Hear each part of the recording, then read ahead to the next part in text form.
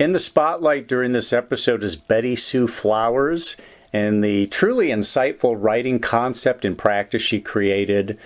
I call it the Madman Method for short. This is Mike Consul, your host. Thank you for listening in. This one's going to be a little bit different. We're not talking to a published fiction writer. At least I don't think Betty Sue has written any novels, but she has a writing method that I don't think was necessarily created for fiction writers, but is absolutely applicable. And she's going to walk us through this method. It's a 4-step method. I have blogged about this before. I have a video on YouTube about it. I'm an enthusiast for this method. And we're going to learn it from the creator herself. Betty Sue Flowers, welcome to the program.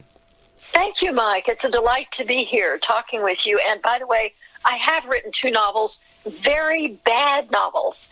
And because I was an English professor, I knew enough after I wrote them to put them in the closet. So I know about the travails of novel writing. I just haven't succeeded yet. This makes it all the better. Wow.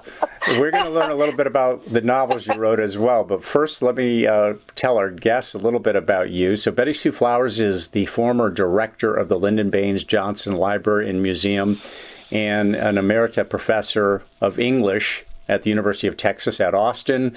She is a native Texan, though she lives in New York City now, and graduated from the University of Texas and the University of London. How romantic and adventuresome does that sound to have graduated from the University of London? And again, she is the creator of a writing method, and here I'm using the full name, the Madman Architect Carpenter Judge Method of Writing. So, with that, Betty Sue, again, thank you for being here. And I think, again, I just want to stipulate that the Madman Method can be used for any type of writing. We, of course, are going to be thinking of it in terms of fiction writing. Now, Betty Sue, you posit that most people, when they write, have 2 competing energies that lock horns, which is a perfect metaphor for you being a Texas Longhorn. A Texas Longhorn alumni and professor. Right. And these energies push against one another. Let's start right there. I just want you to elaborate on that, and then we'll talk about the method that you devised that helps get around that. What about those 2 different energies? What are they?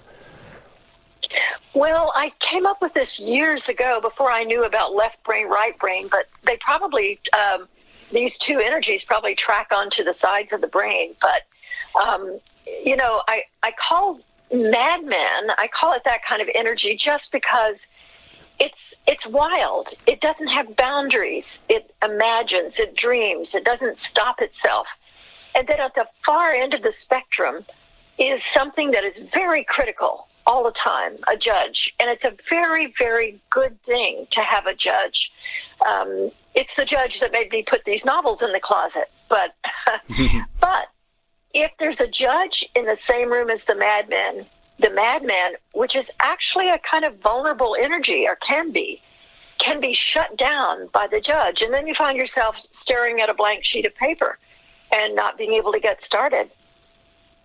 Yes, and that is those 2 countervailing forces. I mean, I've experienced them throughout my life. I still do, despite all the experience I've had during my lifetime. That I liken it to, pressing the accelerator in your vehicle and the brake at the same time, and you basically don't really get anywhere. So you, knowing that this was happening, this dynamic was happening, created this method of writing, again, Madman Architect Carpenter Judge. Why don't you walk the listeners through this writing method?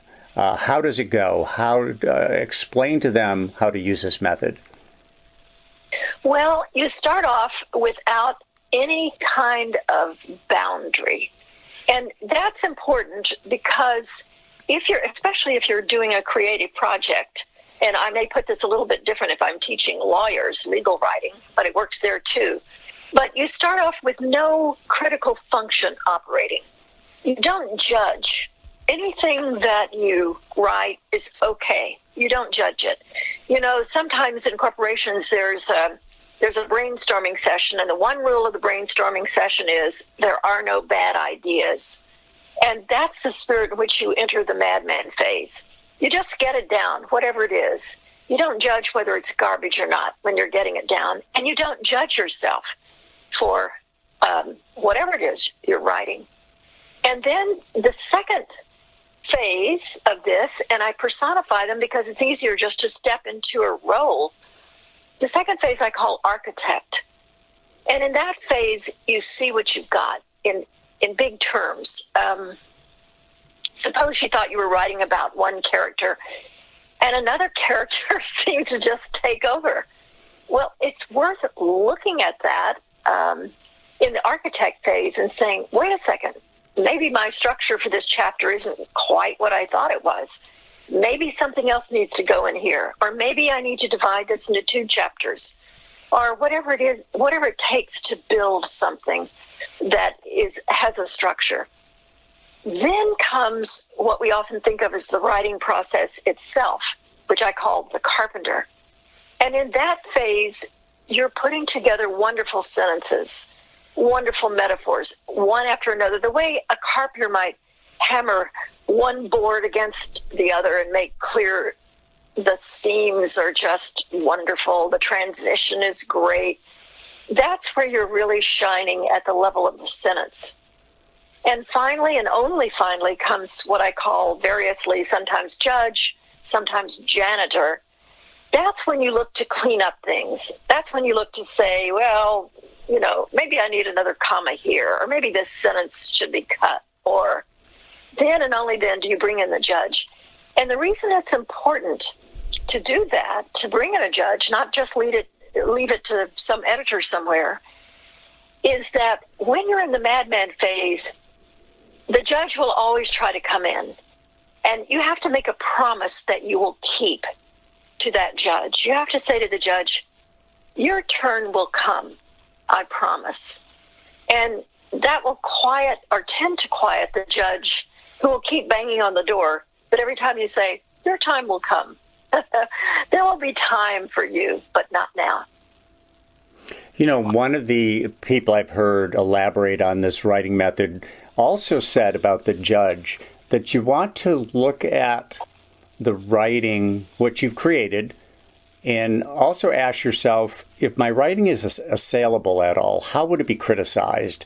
What would somebody say to me if they looked at this piece of writing and were critical about it? Where would the criticism be? Where would they basically check me on it? And if you anticipate that, by anticipating that, you can then take remedial measures if you see that there's some kind of gap or some kind of disconnect or any kind of fissures in the copy that somebody could take issue with. What do you think about that? Yes, absolutely. And you know, this is an iterative process, which is to say you can do several rounds of Madman Carpenter. And it's not just a one-time thing. So at the very end, yes, that's when objectivity should take over, which means putting yourself in the shoes of an outside reader. But what happens to so many creative people is that at the beginning they imagine the agent or whatever saying, oh, this will never sell. And that makes them, that can tend to shut down the creativity, what makes you, what is your individual gift that you're with the world. So I think it's just really important to have that last step, to look at it from the outside, but not when you're starting, not when you're in the madman phase. I'm so glad that you mentioned being able to run through the process several times over, because when a person is writing a piece of fiction, one of the things they do is rewrite. They go back again, and they may have multiple takes. And as an example, I'm working on a piece right now where I know that there's just a section of a chapter that I know is weak, and so I'm going to go back to that and write from there. It's the Madman Method. I'm going to go be the madman to start, and then go through the architecture phase and the carpenter phase and the judge phase. But by time I'm in the carpenter and judge phase in particular, I think I'm going to be pretty fixated on word choice, phrasing, and going through that multiple times, doing multiple takes. But what I love about this writing method, Betty Sue, is that you do really separate out the countervailing energies that you talk about. A lot of us call it the editor. Don't let the editor in. You call it the judge. We're really talking about the same thing here, that somebody's coming in and really staunching your ability to produce copy and to be creative and to really be cathartic at the same time, because I think of the Madman part of it as channeled stream of consciousness, in that you're allowing yourself to say whatever, but directing it to a particular scene or a vignette or a character or what have you, so that because most people think in terms of, well, stream of consciousness means you're all over the place. You're not really focused at all. You're just like doing a word dump of anything that comes to mind. But channel stream of consciousness, the difference being that I'm staying focused on the subject matter and I'm running at that. And a lot of it's going to come out horrible, but even people who don't use this method talk about how their first drafts are always horrible. And that's just the nature of writing. Wouldn't you agree, Betty Sue? Yes, absolutely. I know a very good filmmaker who always says it's all in the editing. It's all in the editing. And I've edited film myself, and this method works there because you film what you feel drawn to, and that is a subject. It's not just all over the place. It is somebody you're interviewing, or it's a scene. But it's only after then you look at what you've done that you say, oh, it's missing a bit here. I've got to go to the Madman stage in this particular place. And then you see what you have, you structure it, and then you make the transitions work. It's the same process. I've had a composer come talk to me and say that it's been very helpful in his composing process. So I think it has to do with the different sides of the self that you can call up at any given time. In a way, a writer is a team, an internal team of these four energies. And so every part of the team needs to know what its particular role is and not get in the way of the strengths of other members of the team. Yeah, and you've broken it into discrete activities. And that organization, by organizing it in that way, I mean, that's fascinating that a composer also found value in this as well. But the organization is so important, and you've broken it into, four discrete processes or activities. So the Madman Method, it's very much the brainstorming, the architecture phase. You talk about paragraph level thinking and organizing it, and throwing out the junk. You're talking about you're going to throw out a lot of the copy because it's meant to be thrown out. But by allowing yourself the freedom to produce good and bad, you produce the best stuff as well. And the stuff you retain then needs to be organized on a paragraph style level. And then by the time you get to the Carpenter level, now you're doing the finishing work. And then, of course, the judge does the real finishing work on that. So these different phases are very useful to our listeners. I've practiced this, and it works extremely well. And as Betty Sue was saying, just really internally knowing that the editor or the judge, just allowing, as fanciful as it might sound, just saying you'll get your chance. That very act or that very internal thought will take you a long ways in keeping that judge or editor at bay. Now, Betty Sue, I understand that this method was really popularized. I mean, you were using it, but then Brian Garner popularized it. For our listeners, Brian Garner is an American lawyer and lexicographer and teacher. He's written more than 24 books on English usage and style, which says a lot about him. And then for him to see your method and highlight it, that's where I learned about it, was from Brian Garner. And he's obviously a big advocate of it. Do you know him personally, Betty Sue, or have you ever had contact with him? He was my student. Oh, he was your student. Oh, wow. Yes. Tell me more about that. Well, he was my student in a course I taught, and then when he was setting up his now very successful writing business, legal writing business, I used to teach with him. And but you're quite right. He's the one that's popularized this, because I wrote I wrote it up in a very obscure journal.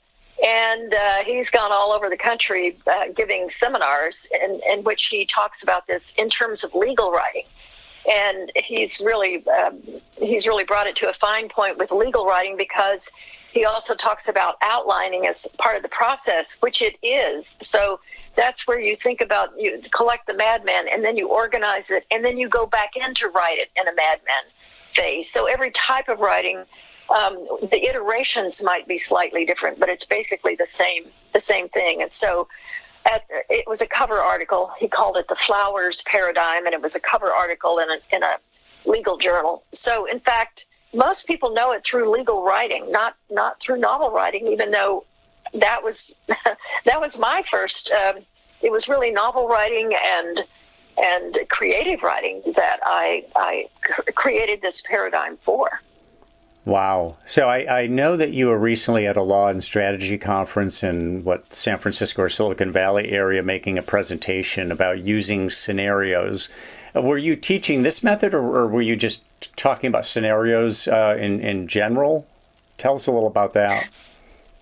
Well, that's what I do now mostly, is consult with governments and multinationals on planning for the future. And these scenarios are like crafted narratives about the future. And they have their own form, like novels do and poetry does.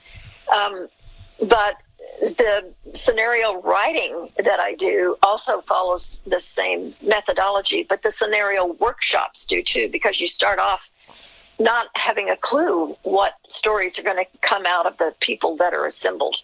And I, as the writer, listen to what they're saying about the future and what the issues are. And from that listening, I compose stories. So, if they are judging what they're coming up with as they talk together too soon, then they won't produce good material. So the same thing happens when you're talking together in a creative process. Interesting. So tell us about these novels that you wrote. Were they ever published, or are these a couple of novels that No. you wrote and you shelved? I shelved because I've published enough, including poetry and short story. I've published enough to know when something is really bad. And so, they were just not good.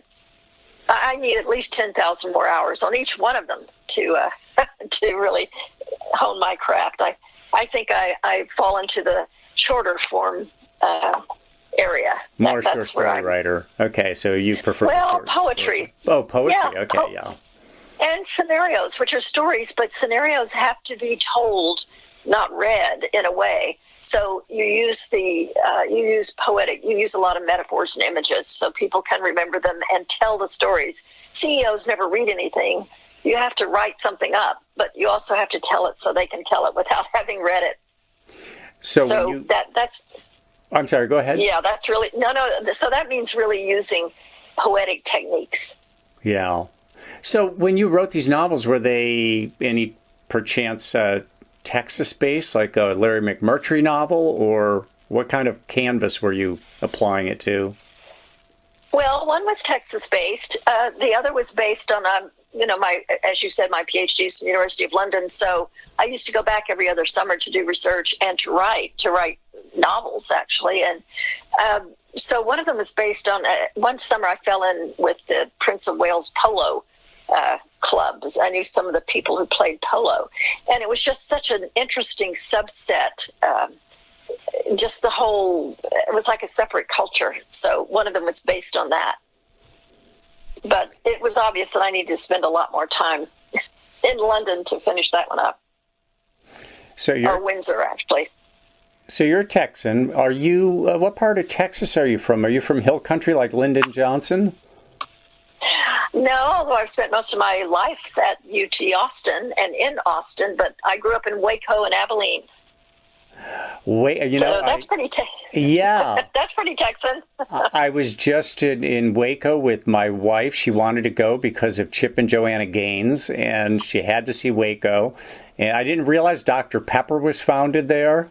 Yes, I think it's the longest existing soda in the United States. And what an interest in Baylor University is there. I have to say, and Waco is a far more interesting town than I thought. We went on the bus tour, and it was run by a couple of college students who were very funny and very informative. A really interesting town. It's not really a big city, but it's got an awful lot of interesting history there. I was surprised, and Baylor had just won the national basketball championship, which I was happy to see. I don't think they'd ever won it before, but they had a phenomenal season, and it's a beautiful town. They got one or two rivers running through it. Yes, the Brazos River. No, it's a kind of an interesting place. It's suddenly on the map because of Chip and Joanna Gaines. In fact, I was talking to a very wealthy man here in New York City who gives his children, each time they go off to college, a trip wherever in the world they want to go. Where did she want to go in the world? She could have gone to Venice. She could have gone to St. Petersburg. No, she wanted to go to Waco, Texas. I had to laugh. I really did. Sounds like my wife. Yeah, it was for her birthday. She said, "I want to go to Waco," and I'm like, "Oh, that makes sense." She watches the Chip and Joanna Gaines all the time. And just for our listeners' sake, the whole Branch Davidian compound thing did not actually happen in Waco. This is one of the things I learned. It happened in a little town. I think it's called Elm, E-L-M. If I'm not mistaken, Betty Sue, but the date lines on all the media coverage and where the media stayed was Waco because they had hotels there. So it was actually on that bus tour that they said, people don't usually ask the question because they don't want to bring up a bad memory. But it didn't happen in Waco. It was in Elm, Texas, down 17 miles away. So just a little trivia for you listeners. That is very important. For all kinds of reasons, but also because they were out in the country and kind of minding their own business. And so there's a lot of mixed feelings about that whole thing in Texas, as you might imagine. And so there was always a bunch of crazies out there outside Waco. Not in Waco, although being a Wacoan myself, I might count myself one of them. Who knows? But not a Branch Davidian. But I mean, the crazies or the madmen at Waco. But they'd been there since the 1930s. That group of people of one sort or another out there in the country. So yeah, it was because the dateline said Waco that everyone thinks of it as Waco, but it was way outside the city limits. Yeah, interesting. Good points. So what takes a Texas girl to New York City, Betty Sue? Kind of a novelistic falling in love and running off with someone. Oh, there you go. At an advanced age, I should say. So if I wrote a novel about it, it wouldn't sell. Here's the judge talking. Yeah, there you go. The judge has rendered her verdict. Okay. It's yes. Because, you fall in love with someone that and then you just leave everything behind and go running off to New York City. Well, Betty Sue Flowers, you've lived a romantic life. I have. Learning, being educated in London and teaching at the University of Texas, and now running off with a new love to New York City and so on. I really appreciate you taking the time. It's in great contribution with this writing method. I hope that our listeners will certainly give it a try. I think you'll find it to be very useful. Betty Sue, again, thank you, and have a thanks. We're on the cusp of Thanksgiving, so I wish you a happy Thanksgiving. You too, Mike, and thank you, and a happy Thanksgiving to all your listeners.